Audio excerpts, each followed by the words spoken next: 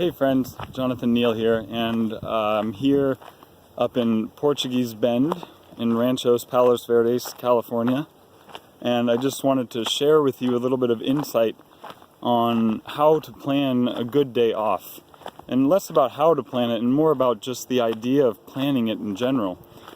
For me, I know that it used to be something that I really didn't want to do. I thought that if I planned my day off, that would make it rigid and structured, and then it wouldn't really be a day off.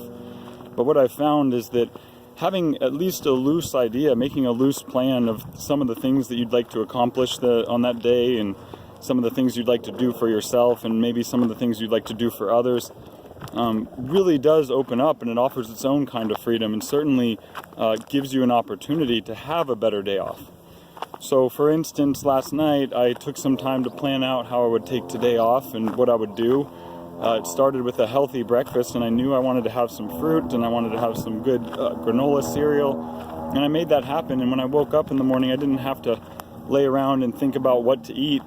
It was just readily, I knew right away, and I was able to go make it. It took very little time, and next thing you know, I was eating, and I had a nice healthy breakfast and felt really good.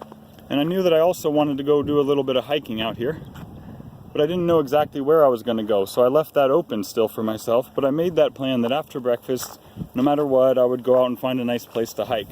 And here I am out here in this very beautiful, very peaceful, very serene, and pretty good weather out here in Southern California in the winter.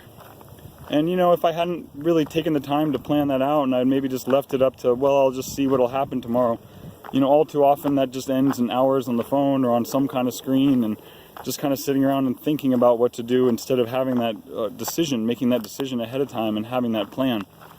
So I'm not telling you to go out and, you know, rigidly plan your day. I don't think that we need to turn the day off into another work day, but having that, you know, coming up with some ideas at least, and keeping that open for the next day or for that, or maybe a day or two ahead of time, really gives you the opportunity to make the most out of the time that you have off, so that when you do have to go back to work, when it's we don't feel like we've been cheated out of our weekend, or we don't feel like we've been cheated out of our day off. We feel like we really got some refreshment, we learned something, we grew in some way. So I hope you can, if you're one of those people like me that really had trouble with being okay with planning your day, I hope you can take this as a little bit of just a little bit of insight, that maybe a loose plan at least can lead you to some really, really lovely places and really lovely situations.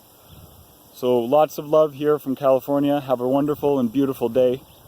Take care.